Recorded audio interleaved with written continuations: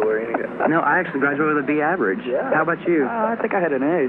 I love my parents. I love my dad and my mom. Tell me you're sold out. Tell me you're sold out. Go ahead.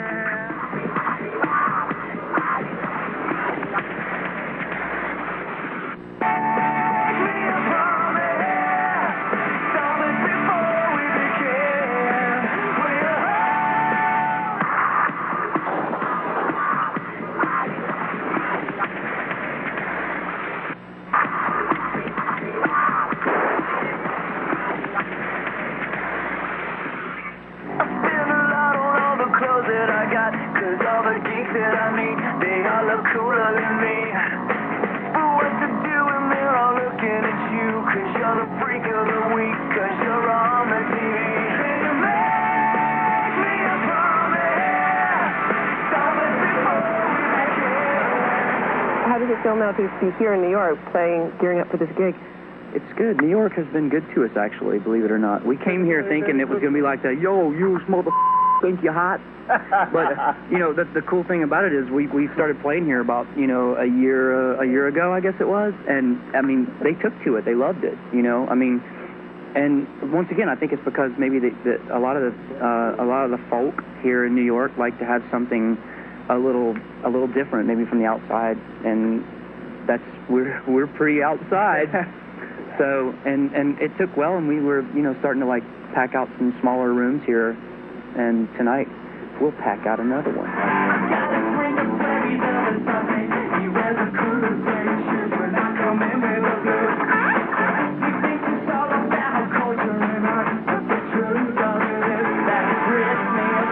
We're not reinventing the wheel by any means. I mean, this is by no means just refreshing, I think.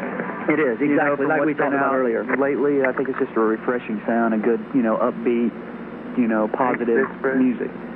So I think that's what everybody's wanting to hear right now. It is.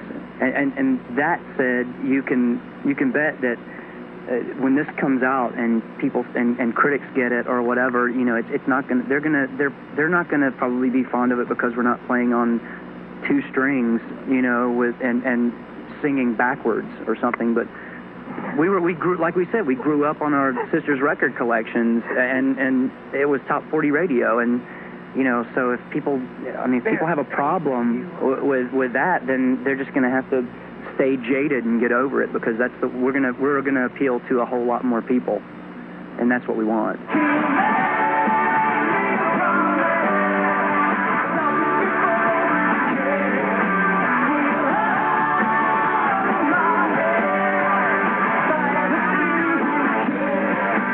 Up there, we rock, and I mean, any band can say that. Oasis can say that. Any band can say that they get up there and rock. But you know, when you get up there and you're playing in front of 1,500 people or even 5 people that have never heard your songs before, you have no choice but to entertain them, or they're going to sit there and like get bored, talk to each other, try to get laid, or go to the bathroom.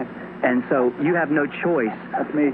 I mean, you have no choice but to just, you know, entertain. And we're pretty spoiled. You know, we're pretty demanding of attention. So when we get up there, it's like, you know, we're like, look at me, goddammit. So if you're not, you know, getting any attention, then you're pretty much defeating the purpose of playing new material when no one's heard it before.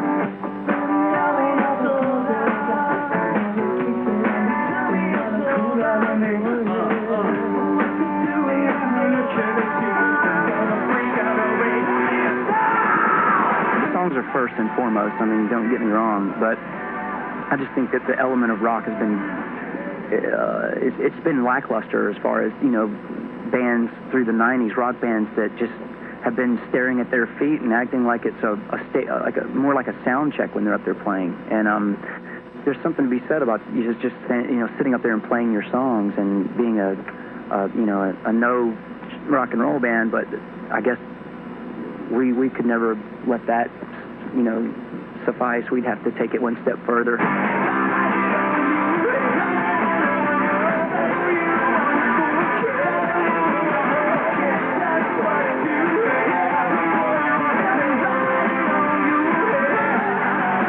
And it's good because now we have kids, listen to me.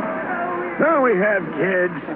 We have people of all ages some older than us, you know, out in the crowd enjoying our songs and coming off stage and having people come up to you and go, instead of going, man, I really like the way you guys jump up and down and stuff, you know, you can have people actually going, I love that song, I love this song, I love the lyric here, you know, and that means a lot. That does mean a lot. So if you can make it connect that way, then that's probably the magic combination.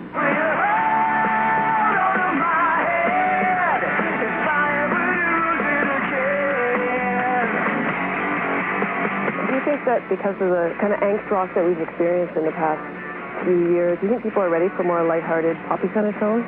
Absolutely. This record is a big lash out to that. That was a problem. We all come from middle-class families with no problems, no drugs, nothing. Right.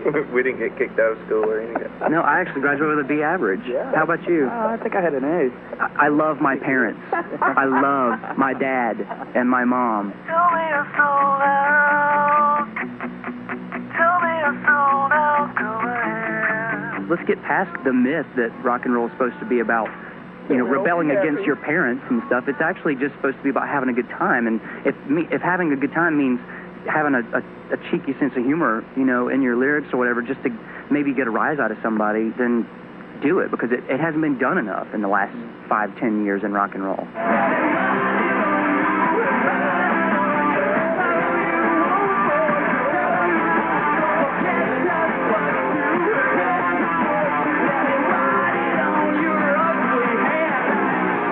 A lot of elements on the first version were great, so what we did is turned it into more of like an artistic science project, I guess you could call it, and pulled tracks off of the first album, like just a guitar part here, a vocal there, Very good. and then we just ended up transferring it over new tracks that we laid down. Slug went in and recut all the drums. Jace recut, I guess, 99% of the bass, and everything else was just kind of cut and paste from the first version, flew it all in, and what you hear is a finished product of the best of the old and best of the new. So I think we nailed it.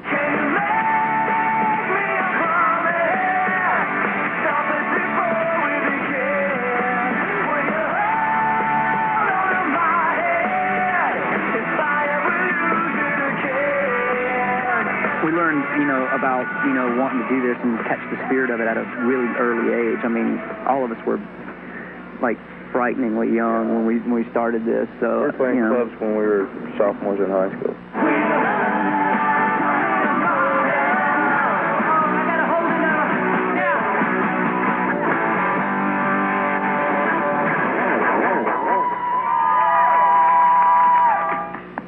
Hey, everybody.